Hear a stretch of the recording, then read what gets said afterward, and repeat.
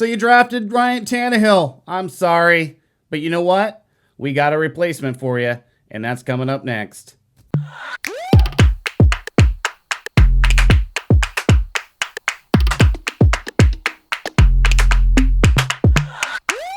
Well, Ryan Tannehill's not working out for you, is he? Joe Burrow, man, 3 interceptions in 3 straight plays. That fucking sucks. And 9 sacks in 2 weeks on Joe Burrow. That offensive line ain't fixed. And, well, Trevor Lawrence, he's a rookie.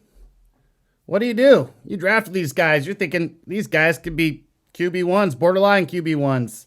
You're thinking, I'm gonna draft all these other guys and wait on the quarterback like a good fantasy manager. Well, good news is, week 3, there are still ways to fix this problem, and that starts with Daniel Jones. Daniel Jones is having that year 3 breakout that we were hoping for, and what I see from it is he's taking that Josh Allen leap. They are trying to turn him into Josh Allen 2.0. They're giving him a vertical passing game. They brought in Kenny Golladay. They're not on the same page yet, but I anticipate that getting better from week to week to week. Sterling Shepard, a guy he can lean on every single week and know he's going to make a play. Darius Slayton, if he can catch the ball, can take the top off of a defense. And then you open things up and Daniel Jones makes plays with his legs. This guy has over 115 yards rushing through the first 2 weeks of the season, 2 touchdowns on the ground, 2 through the air.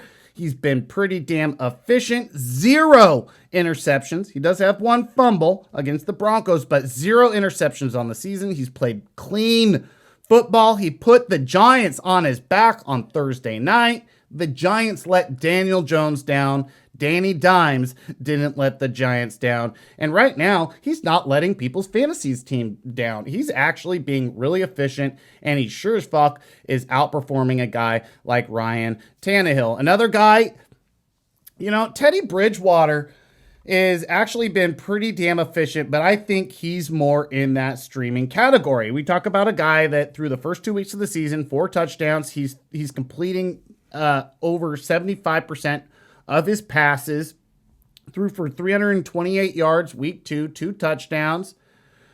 He's just not, I think that's going to be the high ceiling. Maybe you can add 1 more touchdown to that, but the one thing is he's efficient. He's got the Jets in week 3, and he's going to have the ability to take some shots just like he did in week 2 against the Jaguars and week 1 against the Giants. He is going to be a pretty solid streamer for week 3, but he's going to have a tougher slate moving forward when you talk about the Baltimore Ravens in week 4. To me, Teddy Bridgewater, more of a streamer, but a guy that has streaming appeal going into week 3. How about a guy like Derek Carr, who right now is having I don't know what he's having, but it's fucking awesome, man. This guy's all just shy of 400 yards the first 2 weeks of the season per week. He's been great. 435 yards, 2 touchdowns, week 1. 382 yards, 2 touchdowns, week 2. Did have an interception week 1, but that's it. Playing pretty clean football, and you're talking about a team right now that's not running the ball well. So the offense has been more on Derek Carr's shoulder than it ever has been in John Gruden's offense. I think you're having guys like Bryan Edwards kind of step up in the second year. You're having a guy like Henry Ruggs step up in his second year. Hunter Renfro's been reliable. Darren Waller's been fucking awesome. Kenyon Drake's been coming in and giving him those dump-off passes. Like Derek Carr, so far, 2 weeks of the season, showing you the high. He hasn't shown you the low. Can he keep the high going? I don't know.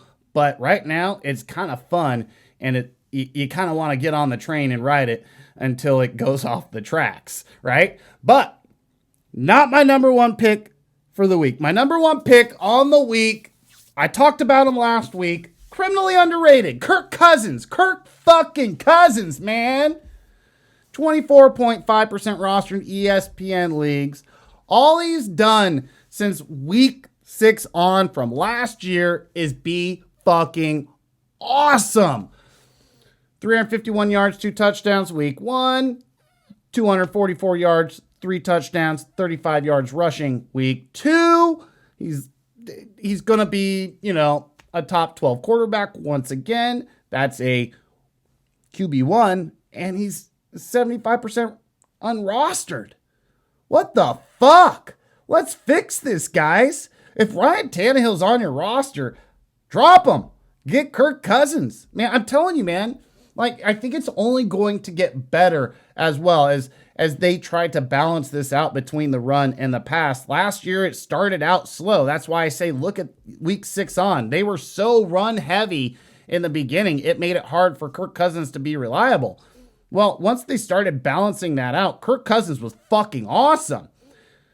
They are already complaining in Minnesota about too much Dalvin Cook, which is blowing my mind. I was kind of scouring Twitter, but that they're complaining about not enough passing attack. They think they lost to Arizona because they didn't give Kirk Cousins enough opportunity. Kirk Cousins, with the opportunity he had, 32 passes, right? We want to get up that to like 38, which I think is where he's going to end up leveling out, is about 38.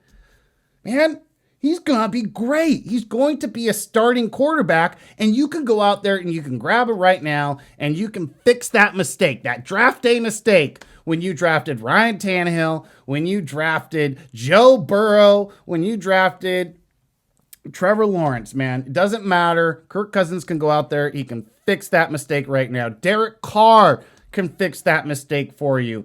You can fix that mistake streaming Teddy Bridgewater or getting Daniel Dimes. All of these guys fix that mistake, and you should have an opportunity for one of these guys if you drafted one of these early busts at the quarterback position.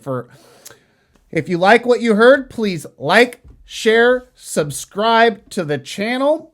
On Sunday mornings, I'll be joining Football Sunday with Mike Lynch and Rashad Taylor on 1080 The Fan here in Portland, Oregon. It's going to be for the Fantasy Scramble.